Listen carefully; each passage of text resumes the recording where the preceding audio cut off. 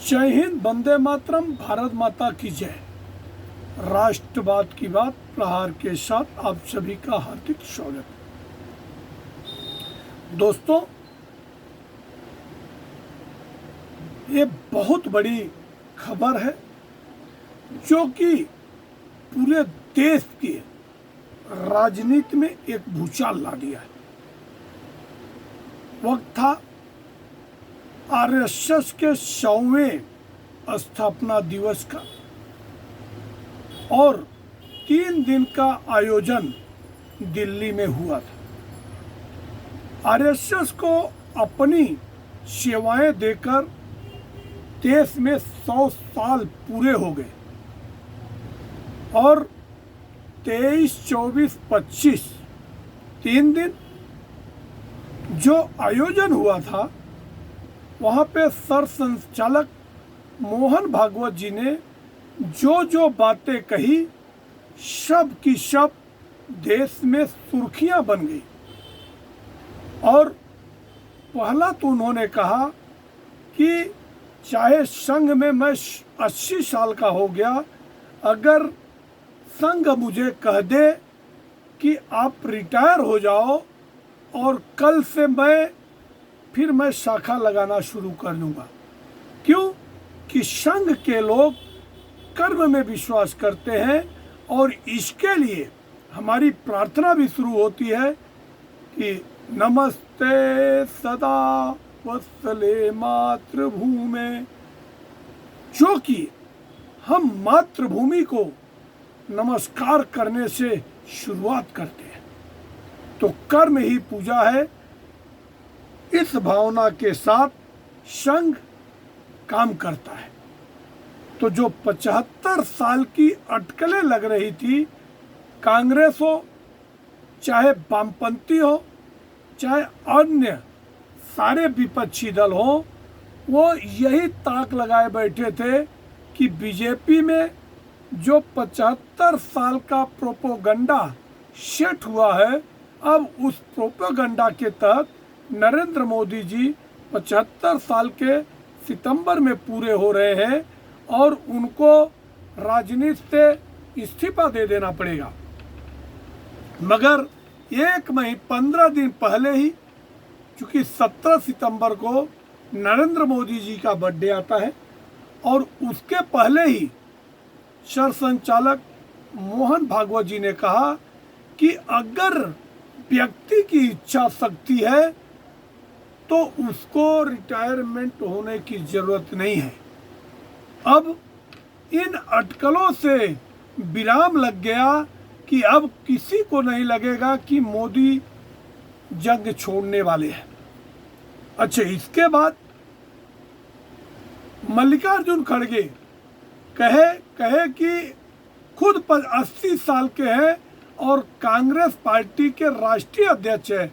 वो कहते हैं कि नरेंद्र मोदी को इस्तीफा दे देना चाहिए। 84 साल के शरद पवार वो कहते हैं कि नरेंद्र मोदी को इस्तीफा दे देना चाहिए। नरेंद्र मोदी 75 साल के पूरे होंगे और सोनिया गांधी 79 ईयर्स की है। वो कहती है कि मोदी को इस्तीफा दे देना चाहिए। और लालू प्रसाद जो कि 90 साल के दशक के होने वाले हैं, वो कहते हैं नरेंद्र मोदी को इस्तीफा दे देना चाहिए। तो राजनीति में सुचिता कहाँ है?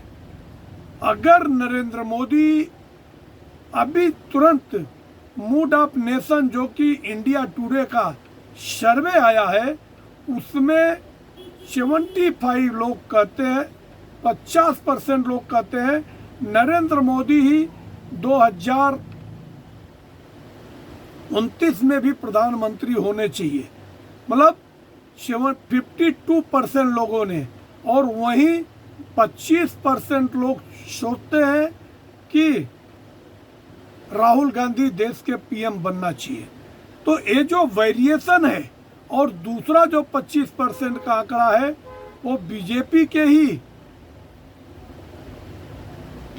योगी आदित्यनाथ और अमित शाह को दिखा रहा है। इसका मतलब देश को भी लग रहा है कि आने वाले 20-25 साल तक देश में पीएम की जो कुर्सी है वो खाली नहीं है, और ये विपक्ष की एक और मंसूबा धरा रह गया। उनको लग रहा था कि नरेंद्र मोदी 75 साल के बाद रिटायर हो जाएंगे और हमें कुर्सी मिल जाएगी, मगर ऐसा होने वाला नहीं है।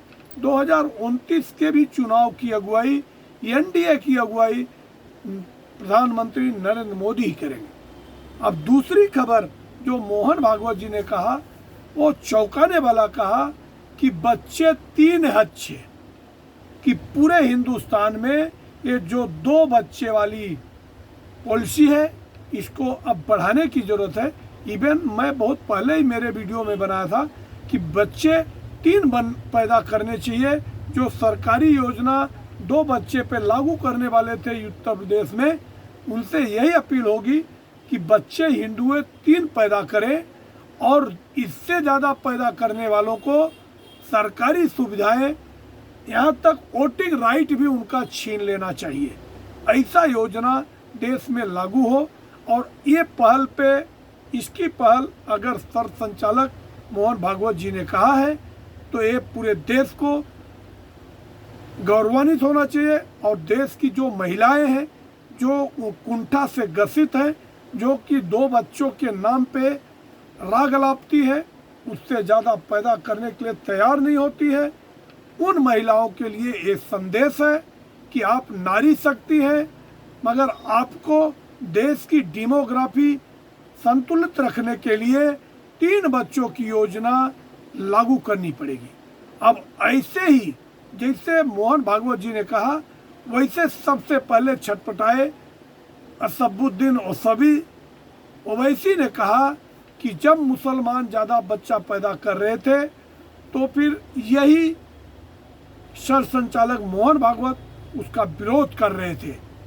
तो अब 3 बच्चों की अपील करते हैं, और मैं सोचता हूं कि जो 5 स्टेट देश के पहले से ही अल्पसंख्यक हो गए हैं, और ख़ास तौर से पश्चिम बंगाल में, अब वहाँ पे हिंदुओं को ये चेतना जगाना पड़ेगा। इसके लिए जागरूकता अभियान चालू करना पड़ेगा, महिलाओं की बड़ी बड़ी सभाएं लेनी पड़ेंगी, और महिलाओं को इस बात के लिए प्रोत्साहित करना पड़ेगा कि आपको कम से कम 3 बच्चे पैदा जरूर करने चाहिए, भले वो लड़की हो या लड़का हो। तो ये अब जंग छिड़ गई है, और आने वाले टाइम में ये बहुत बड़ा विषय बनेगा और ये अभियान बनेगा।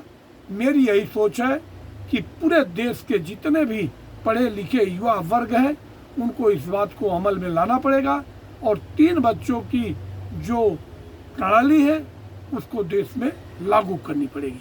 अगर आप लोगों को हमारा विश्लेषण अच्छा लगे तो आप हमारे चैनल को सब्सक्राइब करें और अपने दोस्तों को शेयर करें। जय हिंद, वंदे मातरम, भारत माता की जय। धन्यवाद।